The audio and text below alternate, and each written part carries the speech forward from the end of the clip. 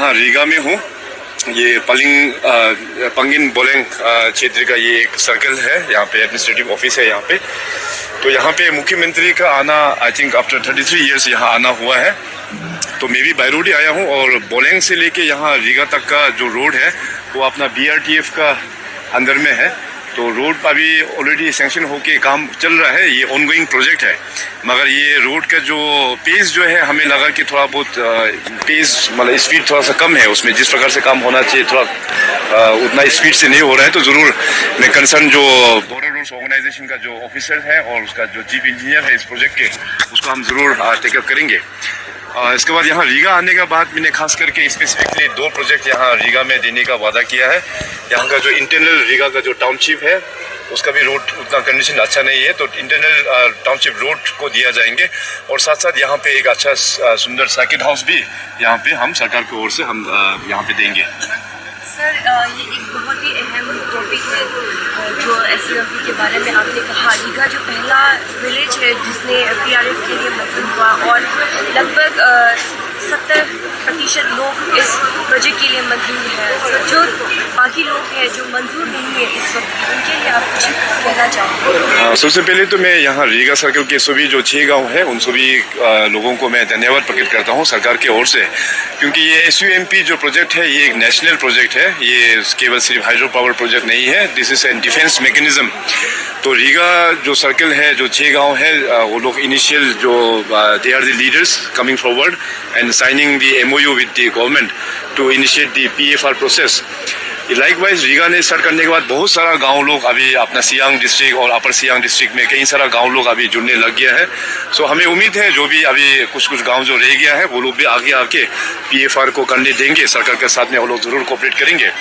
और मैंने इसलिए आज इस प्लेटफॉर्म में मैंने रिक्वेस्ट किया आदि समाज के सभी लोगों को, जितने भी जो एजुकेटेड है और ख़ास करके AVK का जो मेंबर्स है और समाज में जो लोग अच्छे पोजीशंस में है, कि इस प्रोजेक्ट को नेशनल इम्पोर्टेंस का जो प्रोजेक्ट का इसका इम्पोर्टेंस के बारे में बताना। और आने वाला दिनों में जिस प्रकार से वहाँ तिब्बत में चाइना ने जो अभी प्रोजेक्ट ऑन ग्राउंड काम स्टार्ट हो गया है, इसका इम्प्लीकेशंस हम लोगों का यहाँ पे क्या क्या होने वाला है उसको देख के ये एक डिफेंस मैकेनिज्म है, ये अपना अच्छाई के लिए है। तो उसको लेके गाँव वालों का साथ में और भी इंटरेक्शन करने के लिए हमने अनुरोध किया हुआ है, रिक्वेस्ट किया हुआ है। हमारे आदि में गाँव वाले लोग बहुत सारा गांव ऐसे भी है कि हिंदी समझ में तो आता है, लेकिन कभी कभार हम लोग जो हिंदी बोल देते हैं उसको अच्छा से वो लोग सब समझ भी नहीं आता है। तो मैंने रिक्वेस्ट किया कि अभी आदि में ही आप लोग अपना भाषा से ही इस लोगों को समझाना है इस प्रोजेक्ट के इम्पोर्टेंस के बारे में। But I am very hopeful अभी, क्योंकि Adi since ages they have been very patriotic. जैसे हमने मेंशन किया कि एंग्लो अवॉर वार के बारे में, उस वक्त में देखो इतना सारा वार आदि समाज ने लीड किया, फाइट किया है। सो दे आर वेरी पेट्रियोटिक। मगर ये नेशनल प्रोजेक्ट के बारे में आई थिंक लोगों को आदि समाज में गांव वालों को शायद उतना जानकारी नहीं है शायद। तो सरकार की ओर से हम लोग भी कोशिश करेंगे कि इंफॉर्मेशन जो है सही इंफॉर्मेशन अपने लोगों तक पहुंचाने के लिए। तो सर आपसे आप थोड़ा से ये सेंसिटिव क्वेश्चन करना चाहेंगे। सर, जो आज हमारे ऑनरेबल MP तपरगांव सर ने कहा है कि डैम जो यहाँ पे सियांग बेल्ट में बनेगा ही बनेगा, लेकिन आपको भी मैं बता दूं कि 2 साल पहले आपने अपने इलेक्शन कैंपेन में कहा था इफेक्टेड एरिया के लोग अगर ये डैम को ना करते तो डैम नहीं बनेगा। बिल्कुल, इसको हम आपसे विस्तार से जानना चाहेंगे। देखिए, मैं as capacity of chief minister हम जो बात करते हैं तो and chief minister should have the clarity, और चीफ मिनिस्टर को जो सही चीज़ है वही अपने जनता को बताना है। आज भी मैंने वही चीज़ बोला है। PFR के लिए अगर आपने हाँ कर दिया, इसका मतलब ये नहीं है कि जो पब्लिक हियरिंग TPR बनने के बाद पब्लिक हियरिंग होना ही है। ये हमारा नियम है, सरकार का नियम है। पब्लिक हियरिंग में तो फिर दोबारा वो लोग तय कर सकते हैं कि प्रोजेक्ट को आगे बढ़ना है ना नहीं बढ़ना है। मैं पहले भी वही चीज़ कहा, आज भी मेरा स्टैंड इज वेरी क्लियर। इसमें मालिक लोग है, ज़मीन का मालिक अपने गाँव वाला लोग है, वही लोग ही तय करेगा। 4 साल लग जाएंगे DPR बनाने में, तब तक क्लैरिटी आ जाएगा, तब तक लोगों में भी क्लैरिटी आ जाएगा कि वो जो प्रोजेक्ट का जो मेन बैरेज जो कहाँ पे बनेगा, सबमर्जेंस कितना लेवल तक होगा, कितने लोगों का ज़मीन एक्चुअली जाएगा। क्लैरिटी मिलने के बाद तो उनको डिसाइड करने के लिए आसान होगा, तब जाके पब्लिक हियरिंग होगा, देन दे कैन डिसाइड। देना भी है पब्लिक का मर्जी, नहीं भी देना है पब्लिक का मर्जी। तब तक नेशनल इम्पोर्टेंस का जो ये प्रोजेक्ट है उसको भी लेके हम लोग और भी चर्चा करेंगे कि प्रोजेक्ट का इम्पोर्टेंस कितना है देश के लिए। गेकू एरिया में वहाँ के स्थानीय विधायक जो अपना ऑनरेबल एमएलए है श्री ओनी पानियांग जी, मैं आपसे भी अनुरोध करेंगे कि सीरियसली आपको वहाँ पे गेकू एरिया में लोगों को एजुकेट करना बहुत ही ज़रूरत है। और गेकू एरिया के लोगों को भी मेरा ये निवेदन होगा कि पीएफआर करने से अपना एरिया को कुछ डिस्ट्रॉय नहीं होता है। पीएफआर करने से एक क्लैरिटी हम लोगों को मिलेगा, आदि समाज को एक क्लैरिटी मिलेगा। अभी एज मुख्यमंत्री हम भी आपको क्लैरिटी से हम बोल नहीं पाएंगे कि कौन सा एरिया में बैरेज या डैम बनने वाला है अनटिल एंड अनलेस पीएफआर जब तक नहीं करेगा। पीएफआर करने के बाद तो आप लोग सोचिए कि अभी हम जो 2 पॉइंट जो बोला वो चाइना की तरफ से ये होता है कि नहीं होता है। अगर आप लोगों को लगा कि नहीं ये नहीं हुआ तो आप लोग पब्लिक हियरिंग में उसको ना कर दो, प्रॉब्लम नहीं है। पीएफआर तो होने दो पहले। पीएफआर में कुछ नहीं, सिर्फ एक मशीन आएगा, सिर्फ एक ड्रिल तो करेगा, इतना ही तो है।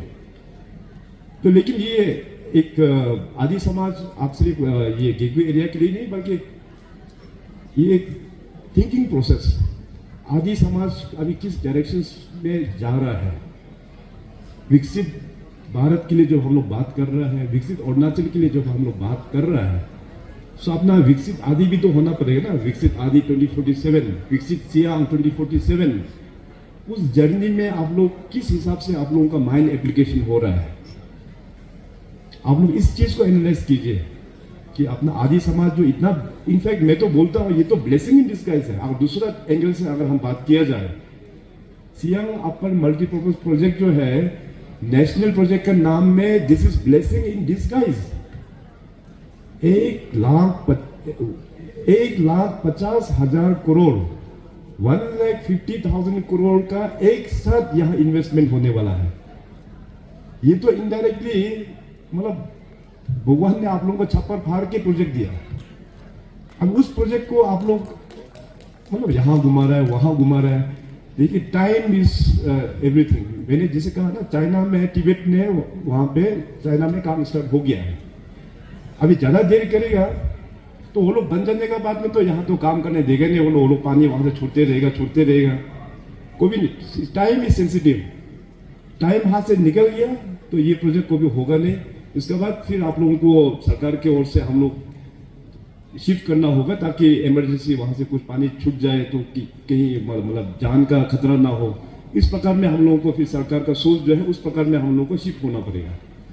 मान लीजिए ये जो प्रोजेक्ट यहाँ आता है, कितना जगह का ट्रांसफॉर्म हो जाता है, कितना जॉब अपॉर्चुनिटीज मिलता है, कितना बिजनेस चलेंगे, एग्रीकल्चर कितना आप लोग का प्रॉस्पर हो जाएगा। गवर्नमेंट का लैंड कंपनसेशन, जितने भी जो जमीन जा रहा है सबका कंपनसेशन आप लोगों को मिलेगा, खेती का कंपनसेशन आप लोगों को मिलेगा। तो ये सब चीज आप लोग अच्छा से एक बार फिर सोच के जो लोग इस पीएफआर के लिए साथ नहीं दिया उनको आप लोग जरूर उनको मोटिवेट कीजिए। उनका थोड़ा जो इसका प्रोजेक्ट का जो बेनिफिट होगा फ्यूचर में उसके बारे में भी आप लोग डिस्कस कीजिए। मगर फिर से मैं कहता हूँ कि पीएफआर में हाँ कहना मतलब आप लोगों का मेन प्रोजेक्ट के लिए उसको पब्लिक हियरिंग का माध्यम से ही हाँ बोलना पड़ेगा। अभी जो पीएफआर में जो साइन किया वो जो बाद में काम नहीं आएगा उसके लिए फिर अलग से आप लोगों को साइन करना पड़ेगा।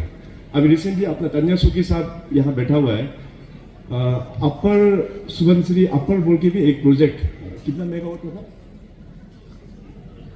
1600 मेगावाट का। अभी लोअर सुबनश्री लोअर तो बन गया 2000 मेगावाट, उससे ऊपर में वहां पे 1600 मेगावाट का हाइड्रो पावर प्रोजेक्ट है। उस दिन हियरिंग हुआ, सब लोग एकदम साथ देके एक दिन में वो पास करके दे दिया है। तो बाकी लोग तो हाइड्रो पावर को वेलकम कर रहा है, मगर आप लोग है कि हाइड्रो पावर तो भूल जाओ, नेशनल प्रोजेक्ट को भी आप लोग ने टंग अड़ा कर रख दिया। मैं हाइड्रो पावर का बात नहीं कर रहा हूं, मैं डे 1 से बोला है this is not hydro power, this is national project. National project को ही आप लोग ने यहां घुमा रहा है वहां घुमा रहा है, तो इस तरह से नहीं होगा। आप लोग थोड़ा और भी थोड़ा सा हमारा निवेदन है, और मैं क्षमा भी मांगता हूँ, माफ मांगता हूँ, थोड़ा अगर मेरा शब्दों का प्रयोग थोड़ा सा हार्श हो गया तो मैं माफ मांगता हूँ आप सभी से। मगर मेरा ऐसे मुख्यमंत्री मेरा निवेदन है, और खासकर युवाओं लोग जो यंग जनरेशन के लोग हैं, जो क्वालिफाइड लोग हैं, आप लोग इस चीज़ के बारे में पता है, ऑफिसर्स लोगों को इस चीज़ के बारे में पता है। अपने अपने एरिया में जहाँ पे गाँव वाला इनोसेंट है, हमारे गाँव वाला को इसका डायनामिक्स पता नहीं हो सकता है, तो आप लोग ज़रूर जो एजुकेटेड वाला अपने गाँव वाला को ये समझाना बहुत ही इम्पोर्टेंट है। आप सभी से मैं ये निवेदन करता हूँ। और साथ साथ आज यहाँ पे ऑनरेबल मिनिस्टर साहब ने कुछ प्रोजेक्ट के बारे में हमें ब्रीफ किया है। जैसे यहाँ रीगा में मैं देख रहा हूँ कि यहाँ का टाउनशिप रोड जो है बहुत ही ख़राब कंडीशन है, तो मैं तुरंत जाके यहाँ का रीगा का टाउनशिप रोड को इम्प्रूवमेंट करने का प्रोजेक्ट मैं आप लोगों को भेजूंगा। और यहाँ रीगा में अभी सर्किट हाउस भी मैं बोला था ओजिंग को कि बहुत पुराना मॉडल का सर्किट हाउस है। आजकल इस प्रकार का एसपीटी बिल्डिंग अरुणाचल में देखने का बहुत कम मौका मिलता है, तो बाकी जगह तो पूरा बिल्डिंग आ गया, सुंदर सर्किट हाउस बन गया, तो एक रीगा के लिए भी मैं एक सर्किट हाउस भी हम सेंक्शन करके भेज देंगे। और इस डिस्ट्रिक्ट में वहाँ जो बोलेंग हेडक्वार्टर में इंटीग्रेटेड वाटर सप्लाई प्रोजेक्ट, वो मैं इस साल थ्रू करके आप लोगों को सेंक्शन करके भेजेंगे। और खेल कूद जो है हमारा पूरा प्रायोरिटी है। हमारा अरुणाचल प्रदेश के युवा लोग खेल के जगत में नेशनल हो या इंटरनेशनल में हो, अरुणाचल का नाम बहुत ऊंचा किया है। अभी रिसेंटली जो जो खेलो इंडिया ट्रैवल गेम्स हुआ है, तो उसमें अरुणाचल प्रदेश को देश में रैंकिंग नंबर 5 मिला है और अपना नॉर्थ ईस्ट में नंबर 1 रैंकिंग हम लोगों को हासिल हुआ है खेलो इंडिया ट्रैवल गेम्स में। सो across Arunachal Pradesh sports infrastructure को भी हम